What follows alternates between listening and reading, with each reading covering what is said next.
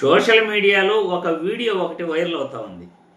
ABN Venkatakrishna డిబేట్లు తిరుమల లడ్డు కల్తీనీపై వాళ్ళు మాట్లాడుతున్న మాటలు ఎలా ఉన్నాయి అంటే, చంద్రబాబు నాయుడు గారు ఎన్డీడీబీ రిపోర్టు ప్రకారం తిరుమల లడ్డూలో జంతువులు కొవ్వు కలిసిందని చెప్తే, సిబిఐ వాళ్ళు చంద్రబాబు నాయుడికి వ్యతిరేకంగా జంతువుల కొవ్వు కలవలేదు తిరుమల లడ్డూలో అని షార్ట్ షీట్లో వాళ్ళు పేర్కొన్నారట.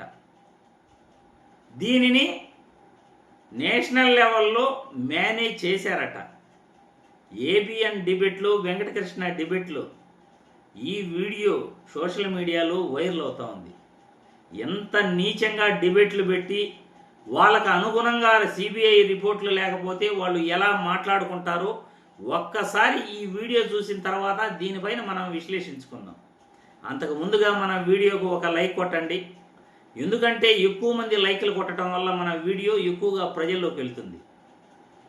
రాష్ట్రంలో రాజకీయాలు ఎలా నడుస్తున్నాయి, మనకు అనుకూలంగా ఉంటే ఒకలాగా, అనుకూలంగా లేకపోతే మరోలాగా ఎలా ఉల్టా రాజకీయాలు, డైవర్షన్ రాజకీయాలు చేయాలి అనేది ఎల్లో మీడియాకు తెలిసినంతగా ఇంకెవరికి కూడా తెలియదు.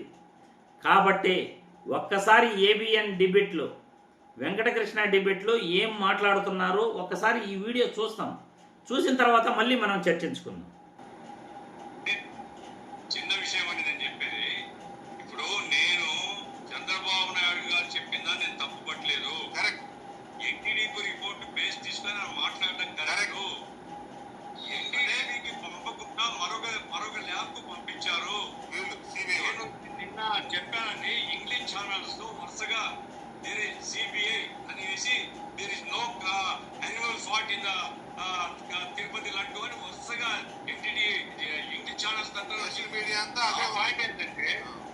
నా పాయింట్ ఏంటంటే చంద్రబాబు నాయుడు గారు ఎన్టీడీపీ రిపోర్ట్ బేస్ తీసుకుని ఆయన చెప్తే ఆయన తప్పు అన్నట్టుగా సిబిఐ చెప్పడం అనేది ఏం అవసరం వచ్చింది?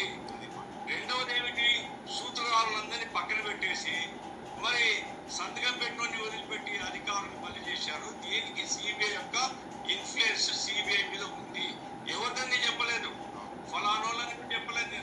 నేను చెప్పాలని చెప్పాను.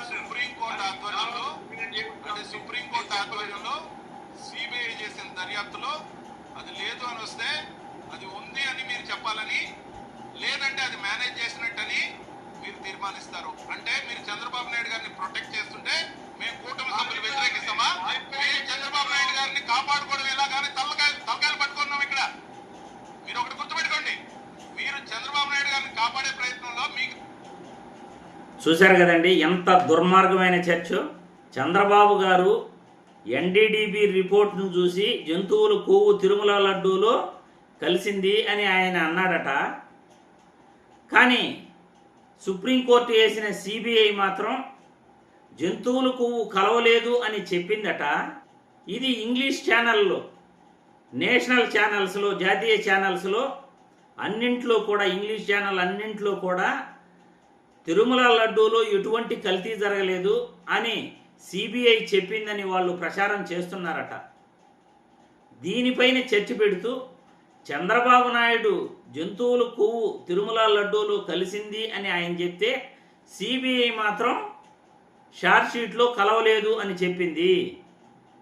అంటే చంద్రబాబు నాయుడికి అనుకూలంగా సిబిఐ చెప్పలేదట. వీళ్ళ ఉద్దేశం పైన మేనేజ్ చేస్తున్నారంట. అంటే బీజేపీని ఎవరో మేనేజ్ చేశారు కాబట్టి సిబిఐ అలా చెప్పింది అని అంటున్నారు. అంటే చంద్రబాబు నాయుడికి అనుకూలంగా రిపోర్ట్ రాకపోతే పైన మేనేజ్ చేసుకున్నట్లు, చంద్రబాబు నాయుడికి అనుకూలంగా రిపోర్ట్ వస్తే అది వైసీపీ పార్టీ తప్పు చేసినట్లు, జగన్మోహన్ రెడ్డి తప్పు చేసినట్లు. ఎలాగైనా జగన్మోహన్ రెడ్డి మెడకు ఉచ్చు చుట్టాలి, ఏదో ఒక పెంట చేసి జగన్మోహన్ రెడ్డి నెత్తిన రుద్దాలి అని ఎప్పుడూ ఆలోచిస్తూ జగన్మోహన్ రెడ్డిపై 24 గంటలు డిబేట్లు పెడుతూ నిద్రాహారాలు లేకుండా కుల్లి వీళ్ళు ఎలా ఏడుస్తుంటారంటే ఇటువంటి డిబేట్లు చూస్తే అర్థమవుతుంది. సుప్రీంకోర్టు వేసిన సిబిఐనే వీళ్ళు అనుమానిస్తున్నారు అంటే వీళ్ళు ఇక ఇంకా దేన్ని నమ్ముతారు? వీళ్ళకి వ్యవస్థలపైన అసలు నమ్మకం ఉందా లేదా అనేదే డౌట్గా ఉంది.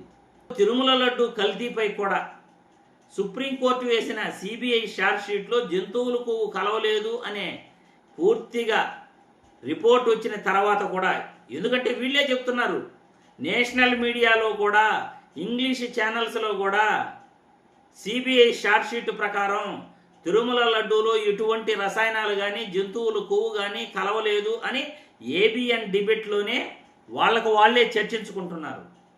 అలాంటప్పుడు విచారణ కమిటీలు ఎందుకు? మళ్ళీ రసాయనాలు కలిశాయి అని అబద్ధాలు చెప్పటం ఎందుకు? దొంగ ప్రచారాలు చేయటం ఎందుకు? తప్పుడు ప్రచారాలు చేయటం ఎందుకు? మీరందరూ కూడా తప్పుడు ప్రచారాలు చేస్తున్నారు అని ఈ ఏబిఎన్ డిబేట్ని బట్టే అర్థమవుతా ఉంది కదా.